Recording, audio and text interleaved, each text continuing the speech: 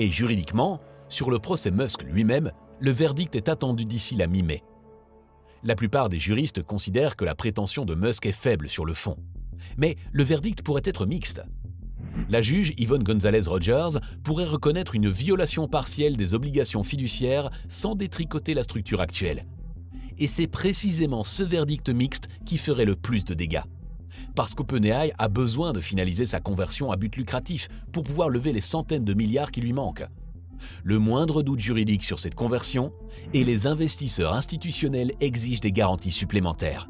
Le coût du capital monte, les conditions de financement se durcissent. Et la fenêtre se ferme pendant que les engagements de puissance de calcul, eux, continuent de courir. 4 fronts, tous ouverts, tous simultanés. L'homme au centre est en train de manquer d'oxygène. Voilà où on en est en mai 2026.